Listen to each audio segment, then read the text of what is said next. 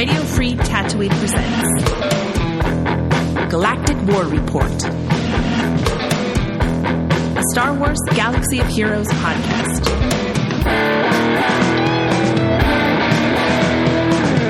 Shooda, fellow Holotable hustlers, you're tuned in to Galactic War Report, a Star Wars Galaxy of Heroes podcast that's better than some and worse than others.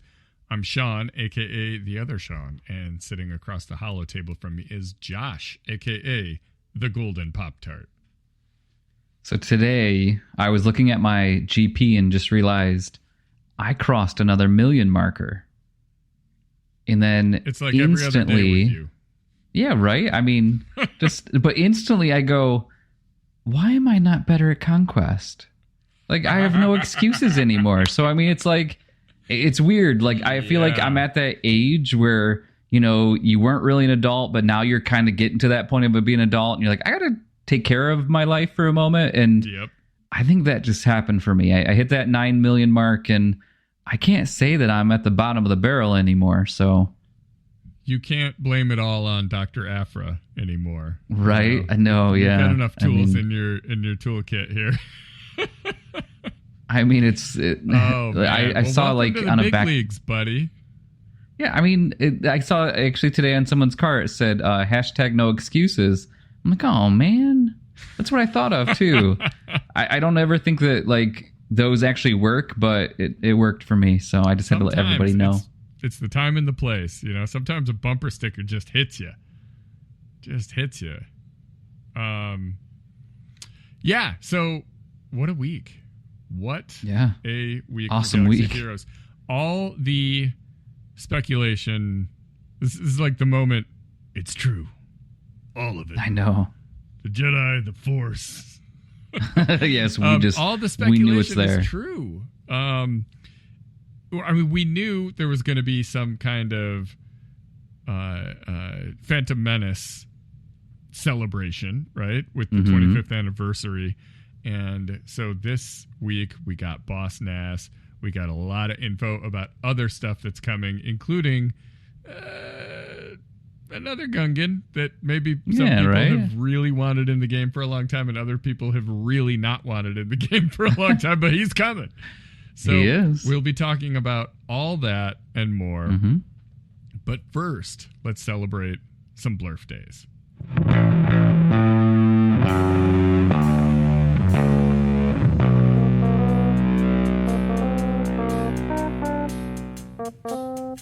February is a pretty good month for Blurf days, all things considered. CG has come back from their holidays. They've had a whole month to push out content, right? And so you look at some of the stuff that's come out in February, and it's great stuff. On the 23rd, we've got General Grievous turning, I can barely believe I'm saying this, 8 years old. Wow. General Grievous would be in the 3rd grade right now, I think. 2nd grade. Can almost drive a 3rd, car. something like that. Wow. That's nuts. I remember, so when he came out, I don't know if you knew this, because he was probably available in other places by the time you started. I think he was. When he first came out, the only place to get him was in the Shard Shop. And like Shard Shop, like no one had characters maxed out, you know? So like Shard Shop currency was hard to come by. And I remember John used to like grind nodes for characters he'd already completed just to get that Shard Shop currency so that he could turn around and spend it on General Grievous. And it was so overpriced. Yeah, there he is. It's 4,500 for 10 shards. Are you kidding me? Get out of here. But that used to be the only way to get him. He was super exclusive and not even that good because he didn't have a Separatist droid team, you know? I mean, isn't that still the only way that we can get him? No, he's in Fleet Arena now, I believe. Oh, is he? Yes, that's what I did. Okay. Yeah. That's what it was. I couldn't remember. I did Fleet Arena. That way. Okay. I was like, I still remember that being one of the characters. I'm like, there's no way I'm ever going to get that. Well, you know, 4 years later, here we go. Right? But yeah, so crazy good character now, though. I mean, for the last several years. He's he's got an interesting spot in like the teams he beats. He does it really well, and not high banners because everyone on his team gets wrecked, but him usually. But he's a monster. I love him. I mean, but 8 years. 8 years. 8 years. I've been doing this game for 8 years. This podcast for 8 years. What are we doing? Wow. I mean, that's almost a decade. I know. Wow. Man. All right. So this one hurts too. This one hurts so bad. Darth Nihilus, also on the 23rd. Another banger, Introducing the Annihilate ability was just like, it's the Staples easy button, Yeah, there you go. Oh, you've got 1 billion health and protection? Well, that would be a problem if I didn't have this move. Ha-cha! Yeah, right? Just like that. That's what he says, too. Exactly. Actually, now that's my new thing every time he annihilates. Ha-cha! Ha-cha!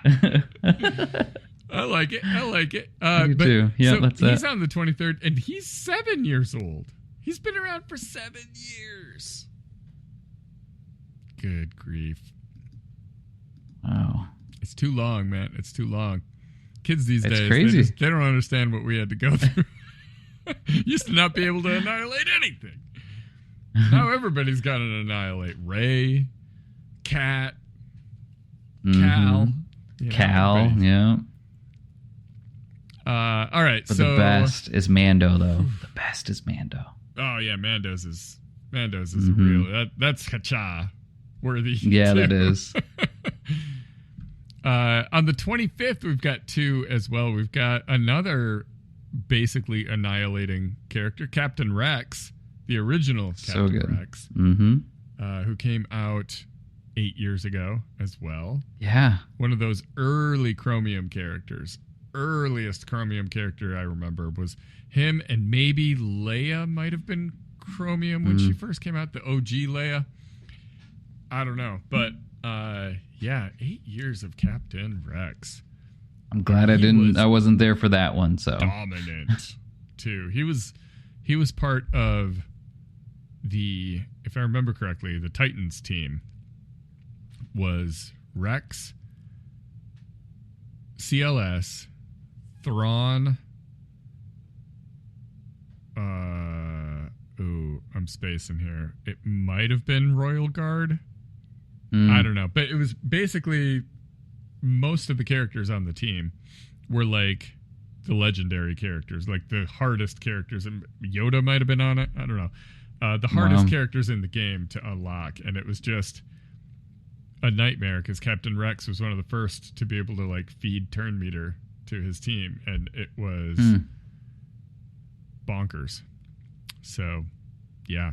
And then the other one on the 25th is Star Fortress, and that one's only 2 years old. So that's just a baby. That's fine.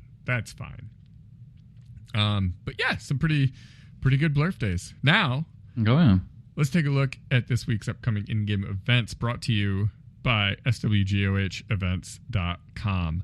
For a complete list of past, present, and future events, swgohevents.com is a universe of info in a galaxy of heroes. This week is pretty loaded.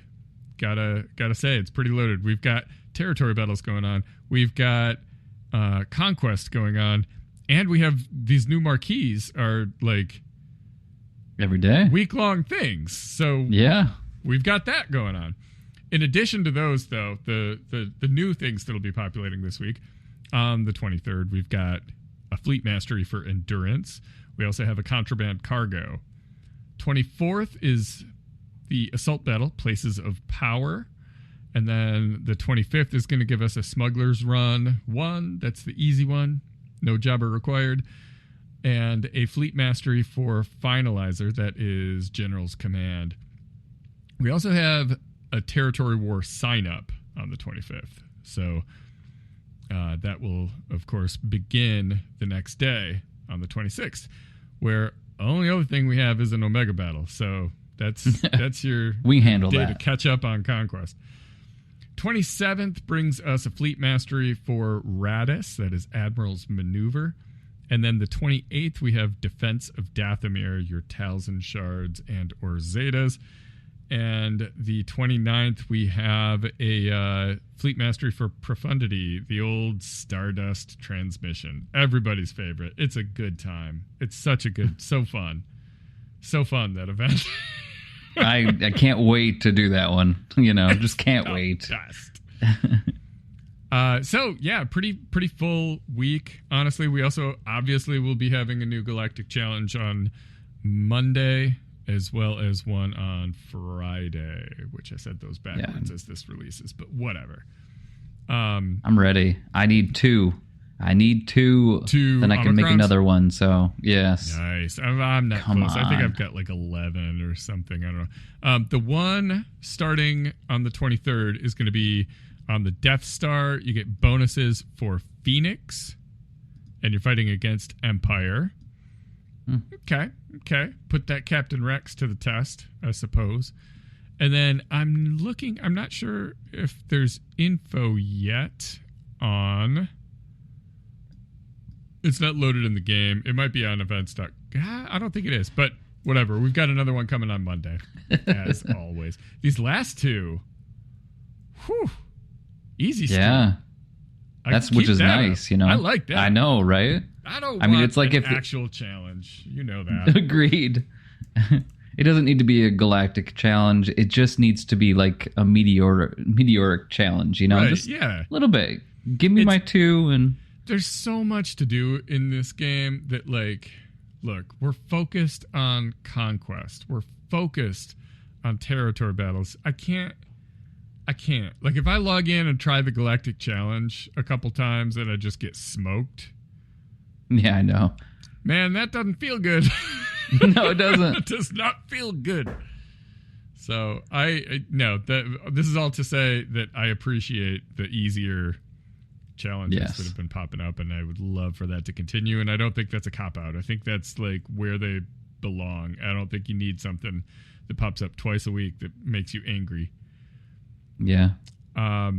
Okay, so before we dive into this week's top stories, I want to give a quick shout out to our fantastic Patreon supporters.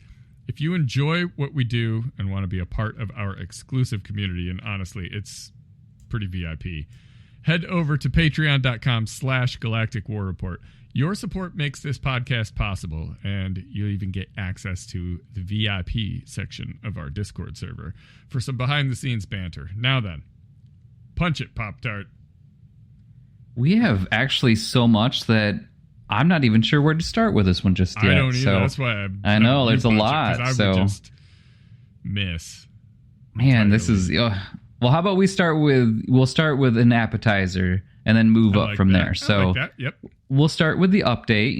We did get an update. Now, there's a couple different things that's inside of that. First off, I know you're really wondering, but Tusken Warrior now is accelerated.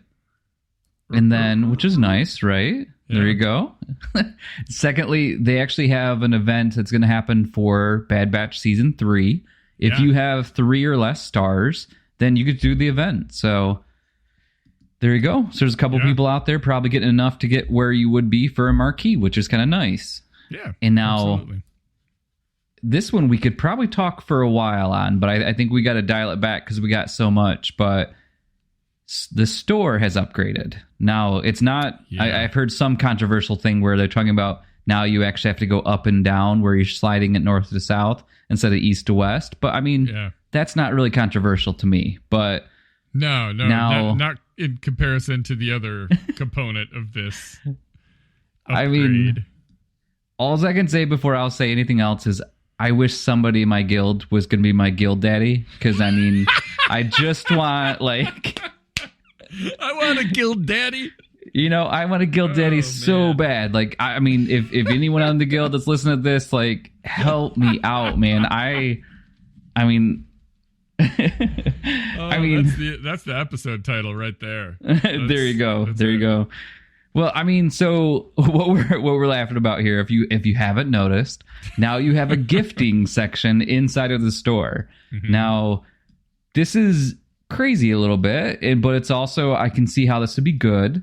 Now, what this means is that as long as you're in someone's guild, you're able to then gift. And of course, what did they send out right off the bat with this? Lightspeed bundles.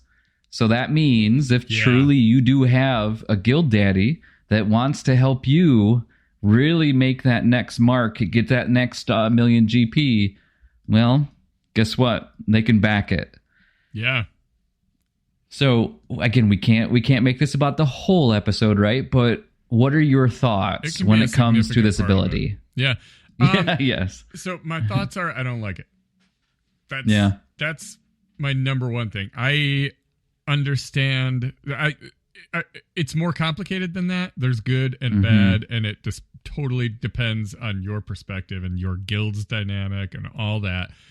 I have not seen or heard of people doing this in my guild, which is not to say it hasn't happened, but I haven't seen a lot of people talking about it. But I'm also like, I haven't been on Discord as much this week. So maybe it has and I missed it. But the thing is, I look at my guild and I see this and think, I don't think this is going to change much. Yeah. Like, I don't think there's a whole lot of packs out there. I think the benefits would be to a guild where there's someone who doesn't have Ray, some newer player, and like the big guys are like, hey, I'm just going to throw this at you. Yeah, sure. Trying to help catch somebody up. And that's the best case scenario. That's cool. The Lightspeed bundles are probably the best part of this. The downside here is two things. One, I could see this being a problem in guilds where it's expected that you're going to do something silly like this. Which, I mean, whatever. There's already guilds with ridiculous expectations. So I guess that's nothing new. The other is it introduces a component that I feel is kind of like exploitable. Yeah. I mean, you can make a burner account, hop in a guild, and hook them up, and it just, I don't know.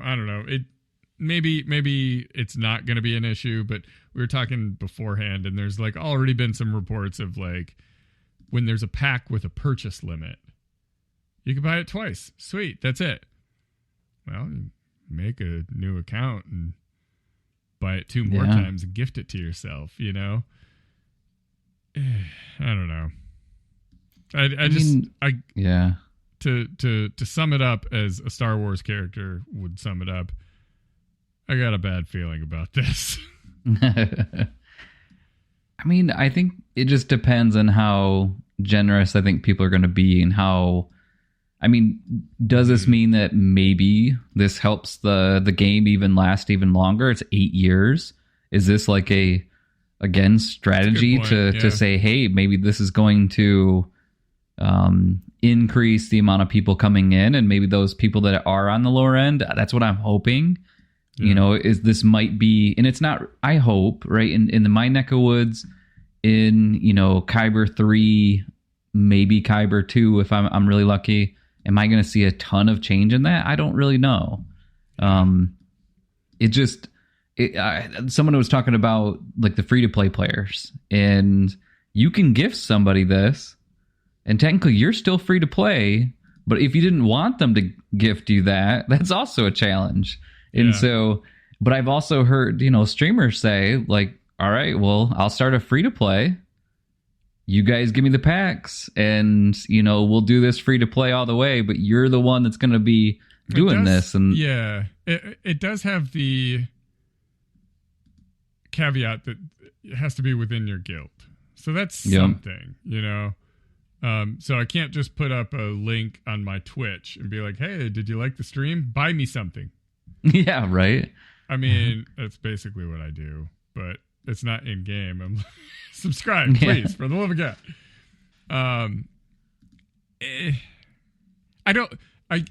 Look, my bad feeling about it, to be completely honest, I don't think it's going to be a really big deal either way, is my guess. I don't think this is going to fundamentally change how I interact with the game in any significant way. I just think, I don't know.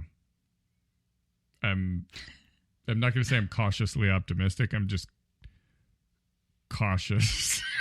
I get you. Well, hey, Hopefully what we can do then it's not a is, big deal. I hope not, but we'll see what happens with it. Now, the fun part, though, is that if this was any other episode, I think this would probably be, one that we'd really go on and on about a little bit. But like, I look at this and like, that's like not even top 5 of what we got to talk about here tonight. So why don't we, before we go into the main course here, why don't we go into the road ahead? Yeah.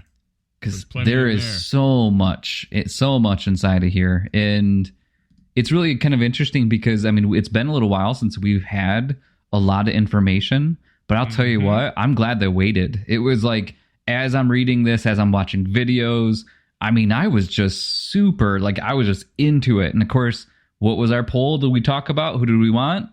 Jar Jar, right? So look at this. We helped the masses. And then we said, well, what's the next GL? We weren't right about the GL, but I mean, look, we have a new character, right? So it's pretty fun, So let's start off first talking about the new raid. And so, like you said earlier, we had the Phantom Menace, 25th year, and so now, how could you not have Gungans in a Naboo raid, right? So it's great. Now it's just crazy. I mean, did you ever think that you would see or hear Gungans inside of this game? A few years ago, I would have said no, because Capital Games had made it pretty clear, to me anyways, it was not a priority to them. Like, they're Gungans, come on, But I feel like you do reach a certain point in the game where so much has been released, and Star Wars is still making new content. They're going to continue making new content for a long time. We've got Ahsoka, we've got the Mandalorian movie, we've got the Bad Batch. I mean, there's constantly new stuff coming out, so there's always going to be stuff to mine. But you get to the point where you got a few hundred characters and you look around and say, all right, we still don't have any Gungans. Maybe we ought to do that, And especially a big anniversary for the Phantom Menace.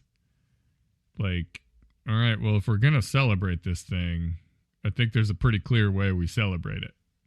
So yeah, I mean, there have been times where I thought, nah, they're not going to do that. But it does seem like it is time. I like the Battle for Naboo concept as well, because you look at some of these other concepts and the raids are basically always a boss. Yeah. This is not a boss. This is, I mean, there may be some like boss levels or I don't know. But it's wave after wave of battle droid. And it feels like, to me, did you ever play Dynasty Warriors? Yeah, definitely. Yeah. That's what I'm hoping. Hack and slash and just destroy hundreds of these things. And maybe it won't feel like that, but from reading through this, I thought, it doesn't always have to be a tank or a big monster or something. Maybe it is just, and I guess that's kind of what happens with Speeder Bike Pursuit, but we don't like that. So, so if it's just like actual hero battle, like we're used to, then I feel like that's going to be really cool. And the mechanics seem cool. The whole shield generator deal is I think has a lot of potential to make a pretty enjoyable raid. I mean, I'm not sure if I should say Lord of the Rings on this podcast because we're not sure if that's alive or not anymore, but I know, right? But when you look inside of that raid, there's the different section of Moria, and you have I think it's two of them, where it's just constant orcs, and so or goblins. So I think that I think it's really fun, honestly, because if they do something like that, where you just have those same things, even if it's like side scrolling, almost like what it is in the Lord of the Rings, I think that'll be a pretty fun one, especially because there is a lot more different strategies and pieces to it. But yeah, but I will say, when it comes to the Gungan faction, I didn't expect to be as excited as I am now. Like, I knew that I wanted Jar Jar. Like, the first Star Wars movie I watched was Episode 1. And so I was lucky enough to legitly be that person that watched 1, 2, 3, and then go on to and so that's pretty fun to me. And I know I lived in that crazy family that we couldn't watch Star Wars, but I mean, no, we just didn't. And so I was an adult actually the first time that I watched. And so for me, it's just thinking about getting Jar Jar, thinking about getting the Gungans. I mean, it's just going to be awesome. Yeah. Yeah, so I think it seems cool. And like we were talking a little bit before the show too, that we've got Gungans. That's going to be a whole faction, a whole team right there. We know about Boss Nass. Jar Jar is the legendary. We've got a Tarpals and a couple others, like a Phalanx and a Bombardier, I believe. Yep. Cool. That's a whole brand new team to throw into the meta. Love that. And then what these other new characters are going to bring is like a big question, a big speculation. How is Amidala gonna? I know, yeah. Who else comes out with her? I keep saying Captain Panaka. Like, come on, Captain Panaka. Maybe C.O. Bibble. Give me a C.O. Bibble, and he can just say a communications disruption can only mean one thing: invasion. I know, right? I mean, I almost think too with Amidala, what if Jar Jar kind of works with her too? Yeah. What if, because even for one mode, like for right? War, that is the team, but in the raid, obviously, it's just the Gungans. Or I don't know. I mean, it looks like it's going to be complete. Is that a word? Accompanied by 2 new characters that are Galactic Republic. So, I mean, I'm just thinking, like, there's just so many. And when I think about, like, if it's going to be Episode 1, I mean, I don't know. I'm just, like I said, I am super excited for this. I just hope that, being that she's a Conquest character, make it Grand Arena, make it great in Grand Arena. And then even make it to where you can put it with your Kenobis. Make it to where you could put it with, some of your other ones too. And I can't really say that I want her to be with like the bottom tier Galactic Republic, but just make it to where I can use her. Cause I am just, man. I think it's interesting because you'd want like Amidala, say it's Panaka, just for the sake of argument. And then like a Padawan Obi-Wan, something like that. That'd be cool. Right. Mm-hmm. But for that team to work, I'll be honest, I'm really, really, really going to want to use Qui-Gon on that team. I am with you. He's already got his own thing going. So how do we address that? Like maybe there's a way to make that work. That's what I was thinking too. Like an incomplete 3PO too. That could be. Oh, that's kind of fun. Well, I mean, I was thinking like, because, I mean, in Grand Arena, that basically that Qui-Gon is going to be in that spot, but in Territory Wars, you don't really need him anymore because he's been replaced by, the true Jar Jar, right? That's so, true. And so then maybe there's something inside a Territory War where then you can kind of put him in with us too. I would absolutely love a team where it's Amidala, Jar Jar, and then we have Padawan. Yeah, right? And then your last one, I mean, would be awesome if it's even R2. I mean, I don't even need any of the other 2. Just give me that. And shoot, if I can get like Poncho Qui-Gon too, that would be great. Maybe it's Poncho. Because we only have one right now perfectly, right? Yeah. So maybe this could be another Qui-Gon. Whew. It's possible. I would. And I'm excited. Yeah. I just woofed. Like that was like That was Anakin just blown up like the. Man, I was like, I generally, I don't know this whole team. I really hope it's about that Tatooine group, you know? Yeah, I do too. That's what I want. The feeling that I want to capture here is you've got a whole Gungan team and a whole Naboo team. Yeah. Man, I'd be happy. I'd be happy with that. It's Anakin's mom, and it spawns in younger Anakin. Yes. And I'm telling you, like, that is just Shmi, right? Shmi? Mm-hmm. Yeah. There you go. I always think about Peter Pan. What about Shmi? Shmi to me. No, sorry. That's Hook. But all right. So, yes, we're going off topic here. We have too much. We got to get back on track. Too much. So what's going to be required? It sounds like it's going to be subsets of Galactic Republic, Jedi, Separatists, and Gungans. Yeah. So whereas right now we're, Empire, Ewok, Rebels, that's what we're going to be looking at. And cool. It'll be subsets. Yeah. So that doesn't mean just go and level up all your Separatists right now. I'm sure probably all Gungans will be involved. I can't imagine they're going to release a brand new Gungan and say, not in this raid. Like, no. But I think that, like, when... Maybe no Grievous, for instance. Maybe no Dooku or something, like, which I could understand those two not fitting. But with, like, the Tuskens, I didn't take them seriously enough to really work on them, and I kind of wish that I would have, because even after the raid, they're still extremely useful. So really, it seems like really good team. Yeah. Right. If that's the case, I mean, so far the trend has been you got to get Jabba, right? So you got to get Leia. But on the other side of it, the Tuskens were great. And if this is going to be something to where, I mean, we have to get another GL at some point this year, that would probably go with the raid as well. But in general, though, I mean, man, yeah. Okay, so what do we know? We went over the Gungans. Jar Jar is going to be... He requires the other 4 Gungans to unlock. I think they said, too. I don't see it here. Relic 5. Relic 5? Relic 5. Okay. Yep. All right. Look at that. See, terrible. I just knew what you're thinking. Yeah. Yep. I knew it was either 3 or 5, and of course, 3 would be... It has to be 5 at this point, yeah. I mean, we're lucky it's not 7, Yeah, exactly. We should be happy. I know, we should be happy. It's like... So, yeah, looking at going in for, Amidala there, they talked about a new mechanic, too, the decoy.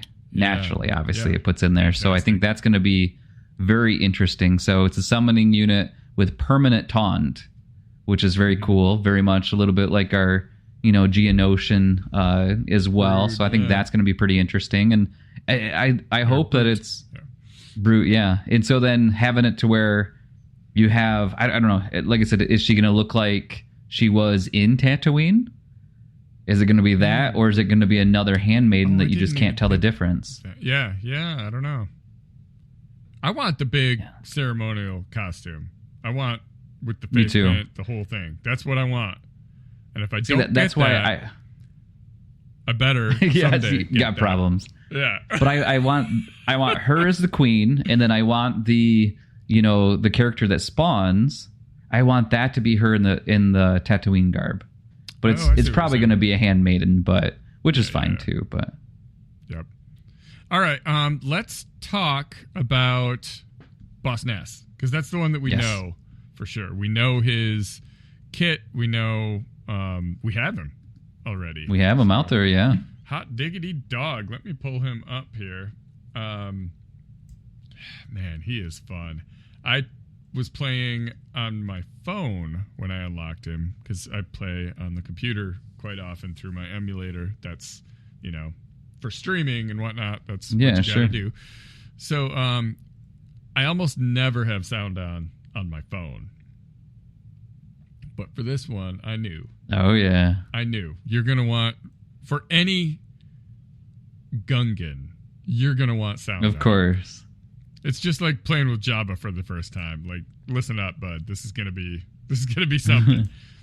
And he did not disappoint at all. No.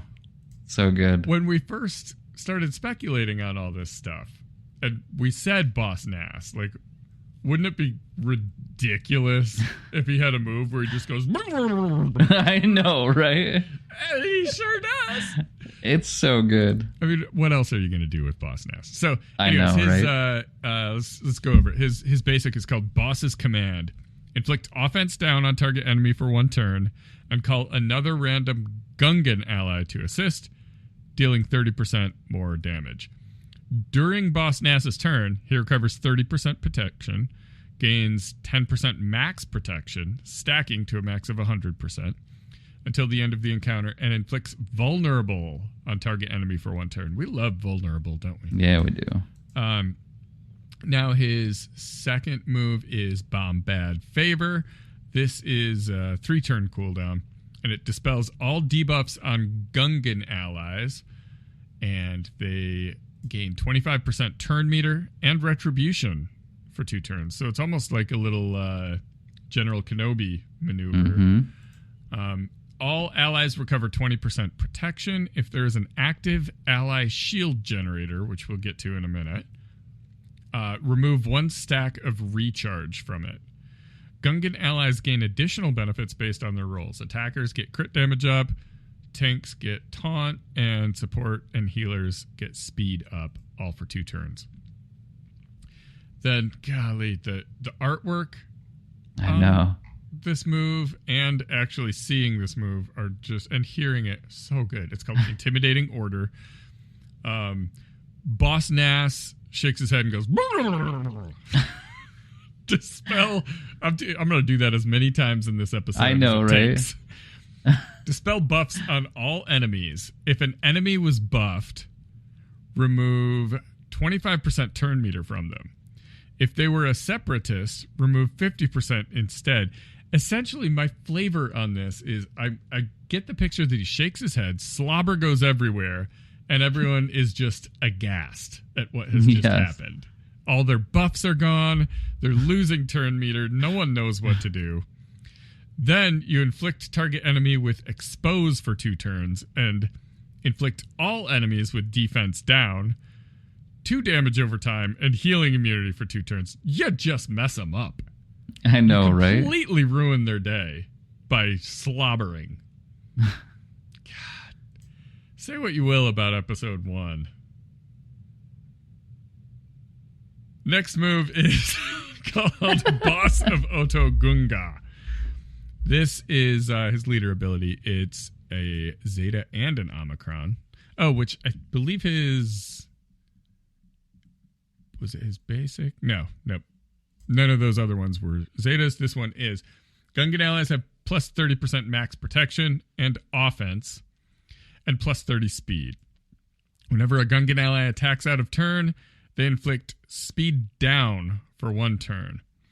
The first time each Gungan ally drops below 50% health, they gain 50% bonus protection for 2 turns. If there is an ally shield generator, which, again, be patient, it's coming. Yes. Whenever it loses a stack of recharge, Gungan allies gain 1% max protection, up to 50%, until the end of the encounter. If the shield generator is defeated, Gungan allies gain 50% turn meter.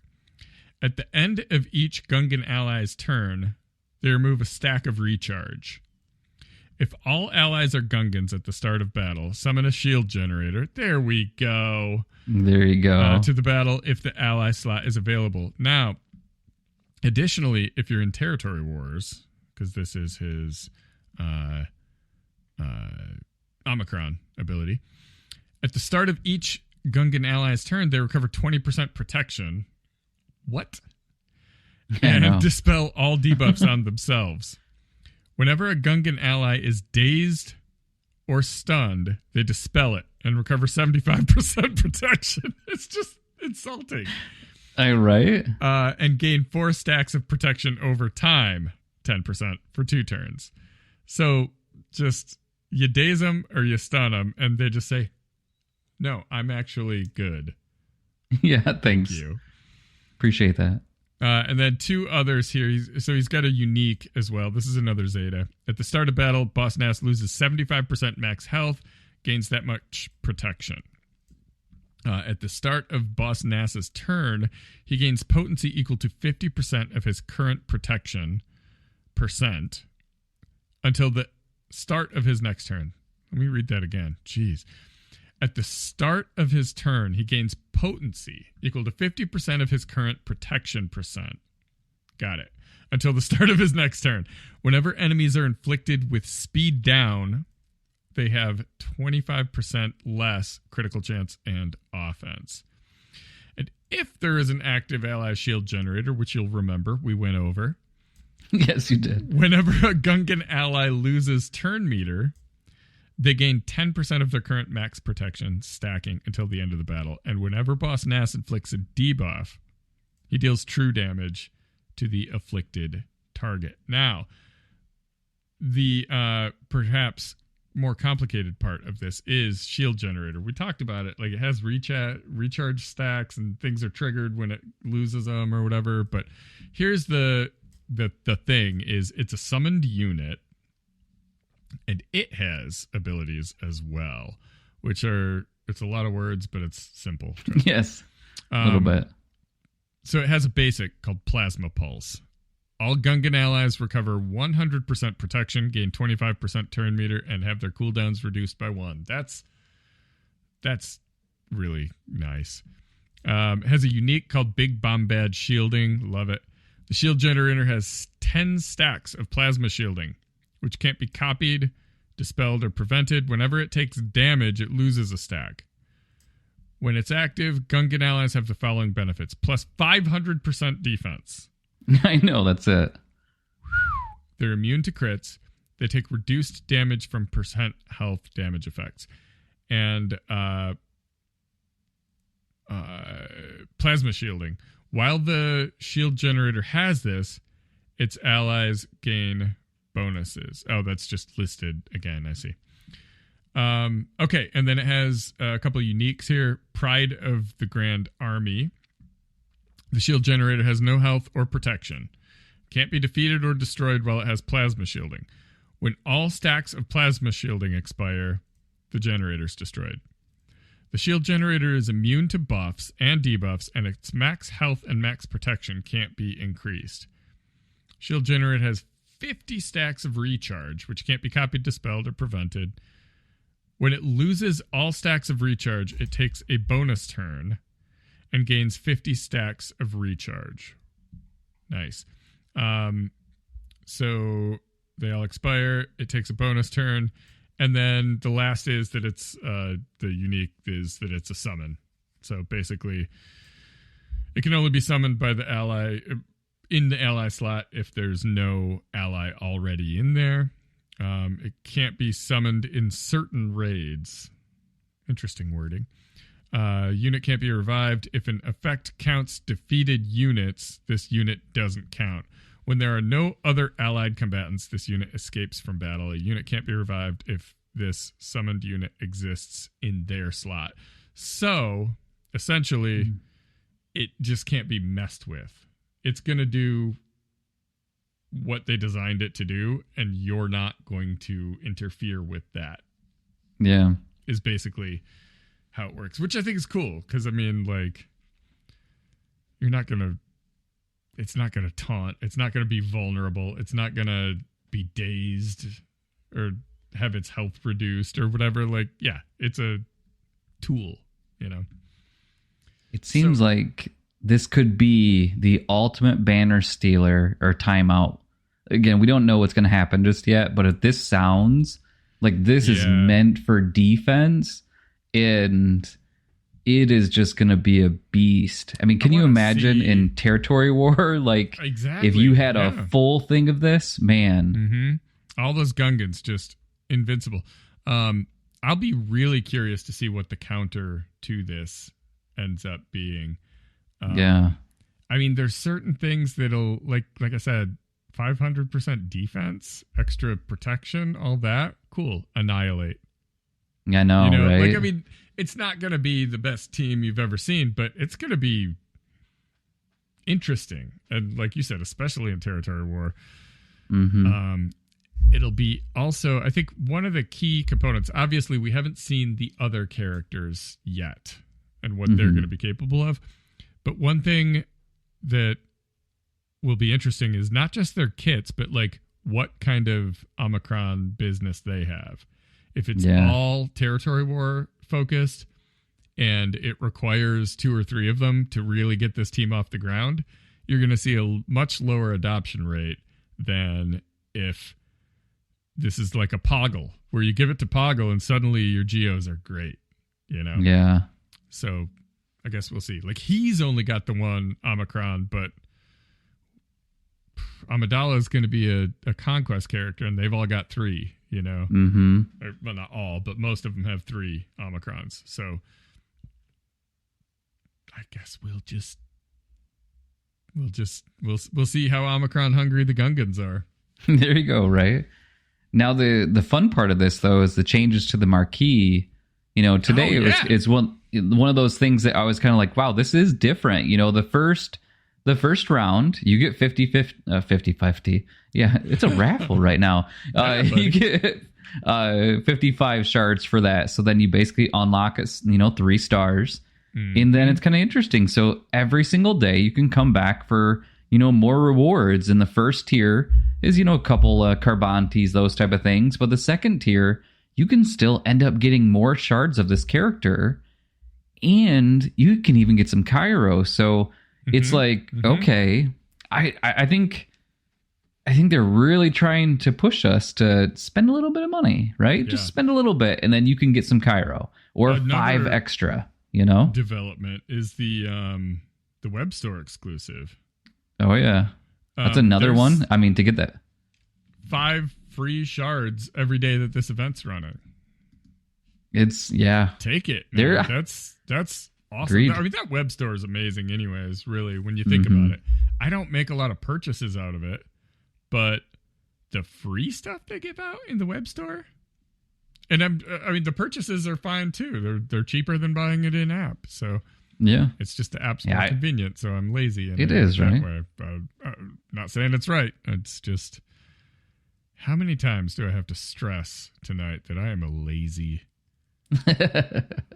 person? Oh, I guess the other one was before we recorded. That was in our DOF chat. But I was really pushing that agenda that Sean is a lazy man.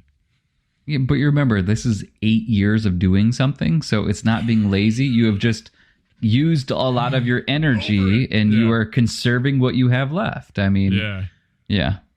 No, so I mean, that is interesting. I mean, both the web store and with the additional pieces to it, it's very Marvel Strike Force-ish, they have basically where, somebody will come out and then they have different events. And then you can continue to come back and get gear in those things. And I mean, we will take anything that's free at this point, especially. And again, I don't mind. Down the road.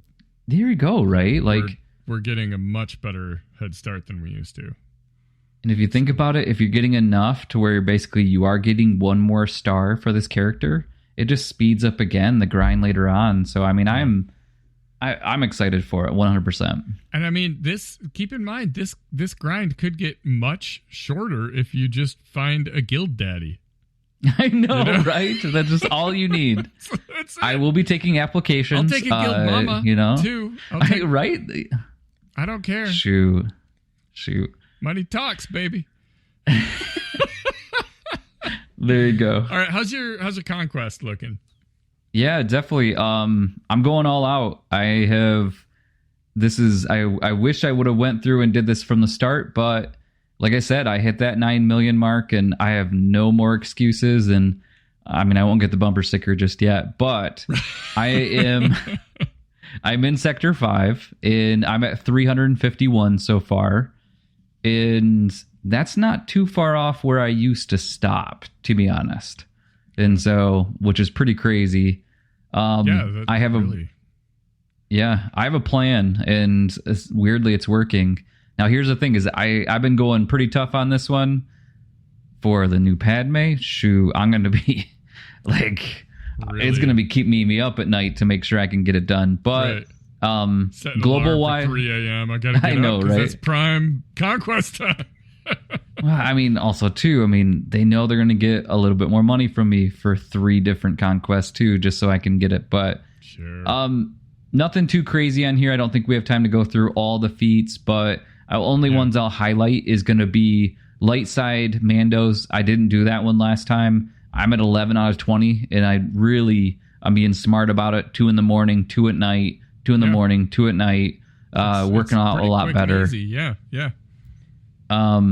And then looking at some of the other ones, it's so funny, but light side force users, I didn't do it last time.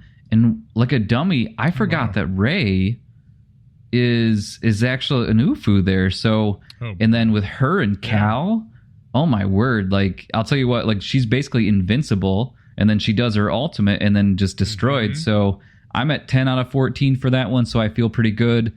I'll tell you the ones I'm not going to be able to achieve, which I know is going to be, a big surprise.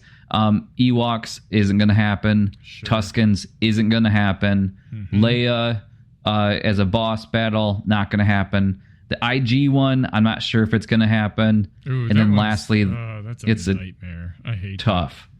But lastly, then the Dark Trooper Moff, because I don't have that unlocked either. So, I mean, if I look at this and do everything that I need to and get the red crate for the first time, I will be a whopping 10 shards short of unlocking Mr. Bane. But it's okay. Guild Daddy, are you? No. I know, right? One more time. Let me put out a plug. Oh, my word, man. Yeah. I'll tell you what. So how about for you? Is it, just nose to the grindstone and hardcore? It's not. My nose hasn't even touched a grindstone. You're at 351 biscuits here. I'm at 144. Yeah. Oh. I don't have excuses. I'm sorry. I was busy with work. I know it's no excuse. I know. But no, I really have just had a rough couple days with engaging in this to start. And I think I'll be good. I got a weekend coming up. I can get my flow going. And I also had an issue where I spent all of my crystals on Leviathan refreshes. And so, like that day, I couldn't do any conquest refreshes because I literally had no crystals left, And yeah, I could buy some, but here's my thing. I maxed the last 2, and I bought the conquest pass for both of them, so you get extra off of that. And I'm just looking at it like I only need crate 5. If I get crate 5, I've got Bane. So I'm not super worried about it, and that's dangerous for me because if I'm not super worried about it, it's easy for me to be not at all worried about it, and that's kind of what has happened these first few days. So I'm trying to get back on track. I honestly, if I get box 5 and just spend the rest of my time in Conquest grinding out data crowns, I'm pretty happy with that too. I could certainly use more data crown work. So we'll see. Man, I'll tell you what, my data discs are a little rough too. Yeah. I got no Amplify Agonies yet. Oof. Yeah. And what you're in Sector 3 with none? Halfway through Sector 3. I do have a volatile accelerator, but I don't have any Amplify Agonies. I only saw one gray one, but I think it was that or volatile accelerator. So I don't know. I took the volatile accelerator. So yeah, we'll see.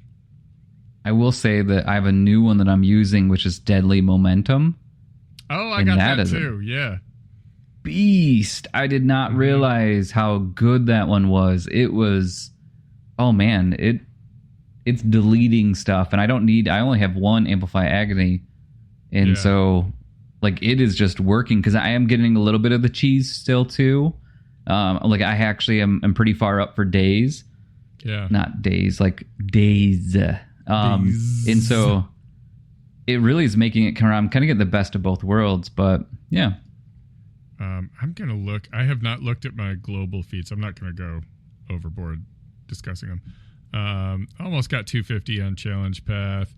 Both the First Order and Rebels, I'm at 10 out of 40. So I guess that's not that bad, but I haven't done any light side Mandos and I haven't done any Ewoks because I got to get the good data discs and then grind Datacron nodes. But if I don't get the good data discs, I'm just kind of dead in the water. So, all right, let's do a quick Grand Arena breakdown because we really are going over, but like I don't want to skip it. There's too much good stuff in this. So how'd you end your 3v3? And are you sad that 3v3 is over? Actually, I don't know. I'm like I did all right in this one, but not this last one. So I mean, I touched the sun for a moment, Kyber 2, and then got beat right back down to Kyber 3. So the loss of the first round was against Evil Dead, and that was the one that was at 12.1 million GP. Thanks, pal. And then round 2, I'm thinking I got to do better with this one. And this one is, I can't really say the name very well, but it's Kirill, maybe 57.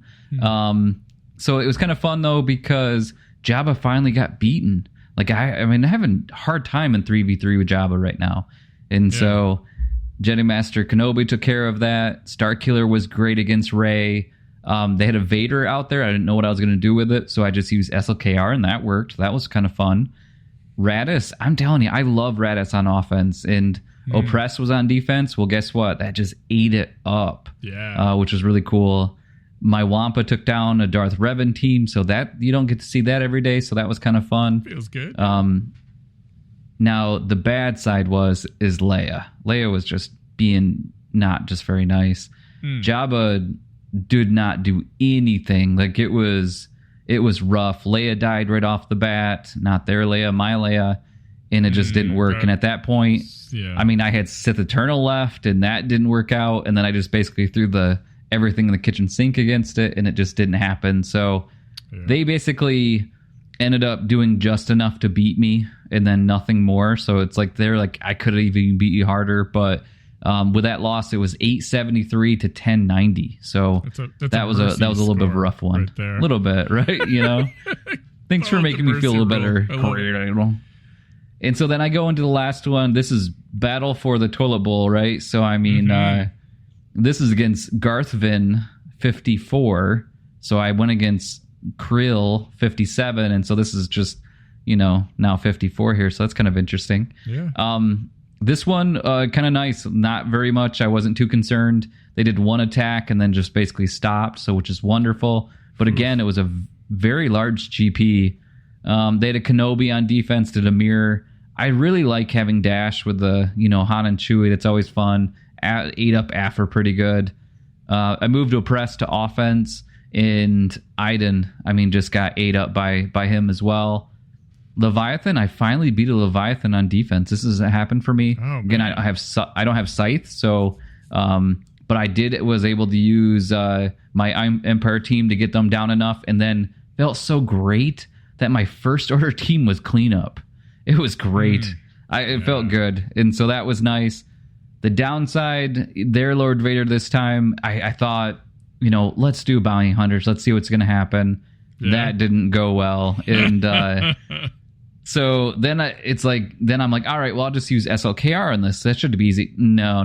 Like, I don't know what the heck happened, but he got beat up there. And then lastly, Jabba had to come in. So I ended up using two on there, but I still got a full clear as a whole. Now, and the other oops that I had is that my Imperial Troopers just couldn't work for Maul. Like, he just destroyed them. So it wasn't a completely clean win, but it was 1952 to 63. So ended up not getting last place, but hey, it's out of the toilet. There you go. So how about for you? I had an okay time. I lost that first round to Knights of Ben. That was just, dumb. But round 2 went a little better. I went up against Kurdva, and it was a pretty routine operation. I just cleaned their clock, right? And then I got to ships. And one of my problems with Knights of Ben was that my Chimera failed against Leviathan. And that doesn't feel good. So here, cleaned everything else up, and then Chimera fails against Leviathan. And then Leviathan fails against Leviathan. My 4-star at the time, Leviathan. All right, fine. I got time. I throw the Radis at it. Radis does some work. All right, we're getting there. I mean, every one of these fights where we take a ship out or two or whatever. I finally win with Home 1, Raven's Claw, and TIE Bomber. And another Home 1. What was it? Raven's Claw, TIE Bomber, and I think Wedge or Biston's Ewing or something. I mean, it was a rough fleet, but it finally got the job done. Then round 3, I go up against Aldi 18. You know, I already beat the first 17 of them, so here's Aldi 18. Bring it. There you go, right? Bring it. Again, Chimera fails against Leviathan. I need to do some homework on that. Maybe upgrade 1 or 2 of them cats, because it's not working. Clearly. Everything else I did great. I ended up 1778 to 1263. So I won. It's just that one stupid fleet that I couldn't take care of. I got some good holds. Rey held against Leia. Love to see that. And against Jedi Master Luke. Mon Mothma held against a Relic 3 Wampa. Oh, nice. I love that. Feels so good. And then Shorty got a hold against a weird little Darth Vader. I mean, it was a decent looking Darth Vader team. Vader, Thrawn, and such. I don't know. But go Shorty. It's your birthday. There you go, right? Perfect. All right. So before we head out, there is one last order of business. We're a little long in the tooth, if you will. But who you grinding? Perfect. I was wondering if you're going to ask me this tonight, so I did prepare. Yes. Oh, that's what. So we're wrapping it up. There you go. So yeah, I actually kind of had a moment last week right after the show where I went through and listed off all the stuff that I was working on, and I just basically scrapped it and decided to go back in normal. So I am working for Bo, but I did add all of the requirements for Leia, because when I really started putting them in there, I'm like, I'm not that far off. I just need to get this done. Yeah. And so a deer, a female deer, man. Okay. So, Paz, this is for the Bo side of it, went from 64 out of 100 up to 91 out of 100. We are just there. IG 12, 22 out of 85 up to 52 out of 85. And that means that Killerin had a rough week, to be honest. I kept on getting a lot of zeros. Drove me insane. 7 out of 65 to 28 out of 65. So nothing too crazy as a whole. Yeah. Now, Leia, I really, when I went to the journey guide, I'm like, I'm really not that far off. It doesn't feel too bad. And so Drogon went from 38 out of 100 up to 85 out of 100. I just stopped doing signal data. I just went through. So he should be done this week. Now, I did go ahead and kind of get him up to gear 11. He was gear 7. So that's also too, so I can try to get those 10 kills in Conquest. Yeah. Scout Trooper had another one. It's a rough week for me, where a lot of zeros, even with a refresh. There's something wrong with, like, if you have 144 total energy and you go for a Cairo and you get 0, like, yeah, I'm sorry. I have my hands in the air like a Tusken Raider, just making that same sound towards CG. Like, come on, man. Yeah.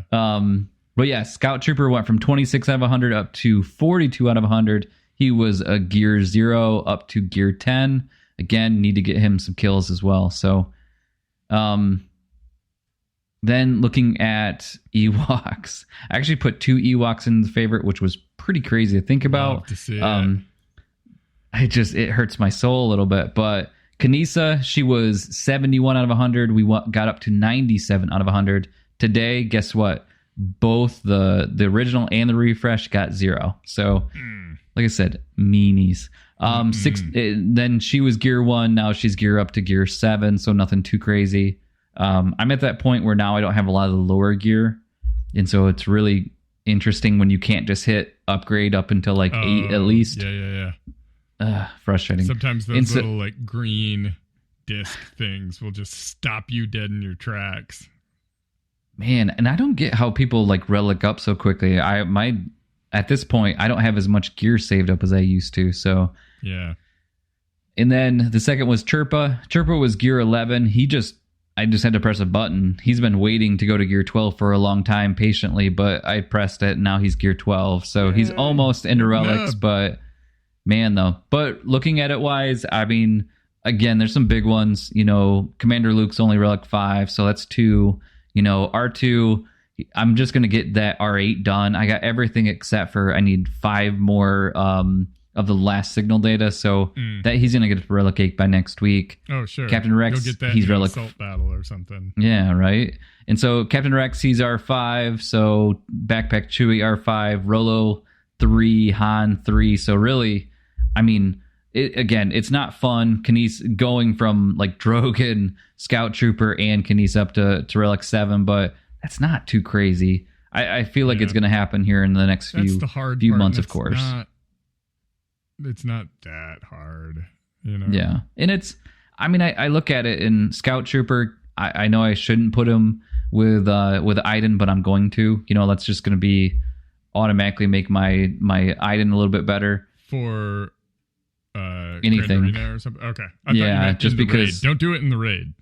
No, not in the raid, but just because I don't really have a lot of the anyways, but gotcha. And then Ben, he was Ben Solo, he was gear 12 and got him up to relic 5. Oh, nice. And one thing I noticed with him, because I was looking at mods, and his special defense or special offense is the highest of any of my characters. And so I thought that was kind of interesting. So like when if I see, Star Killer, I'm trying to get him up to 10,000 and think of how tough that is through mods, in my opinion. Mm-hmm. Like I looked at his in Ben before I did anything. He was at 13,000.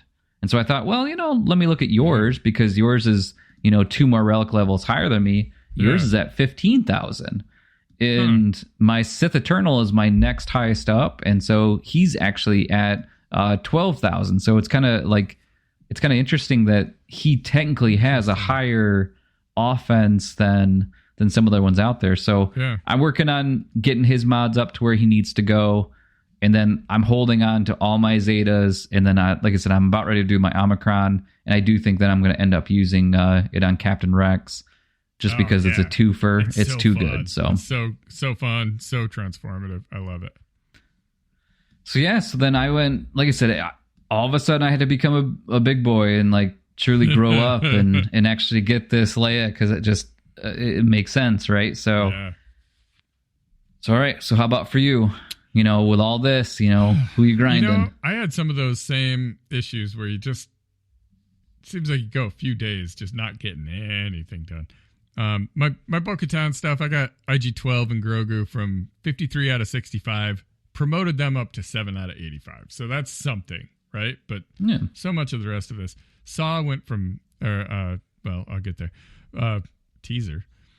Paz went from 51 up to 69 out of 100, which, while nice, is slow. Keller and Beck went from 4 up to 28 out of 65. So my Cal stuff, it's just Tarful and Saw, right? Saw went from 70 up to 80 out of 85. And Tarful from 62 out of 65 up to 15 out of 85. So, I mean, just go ahead and accelerate those guys for me. Come on. I know, right?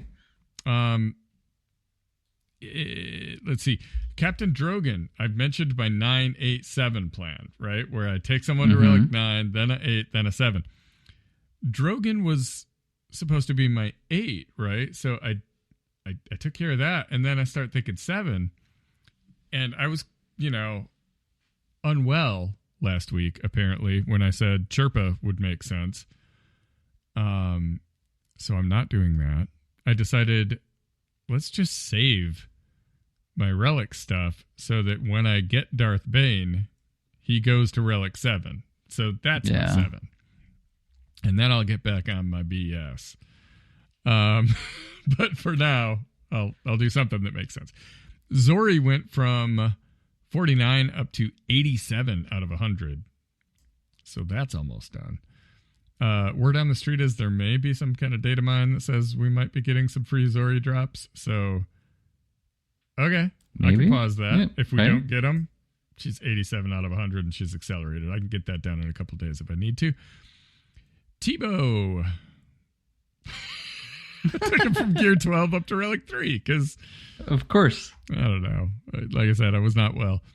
And then Gar Saxon and Imperial Super Commando are in my favorites. I haven't done anything to them up there. I use them to grind like gear 12 gear. But they're in my favorites. They're gear 12. Maybe. We'll see. Zetas, I just got enough to apply one, and I don't save these things, man. I just apply them as soon as I possibly can. So it's kind of killing me, but I'm going to save it for Darth Bane. And then Omicrons and Datacrons, nothing to report there.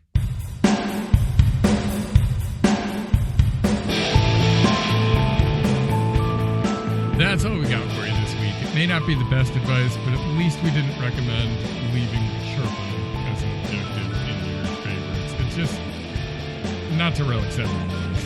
So, yeah. If you want to continue the conversation, join our Discord server. It's linked in the show description. Become a real live Jawa by supporting us on Patreon and share your thoughts by leaving us a podcast review. Big thanks go out to our swgoh.gg and swgohevents.com for providing all the hard data to misinterpret you. Thanks for tuning in, and may the Force and RNG be with you.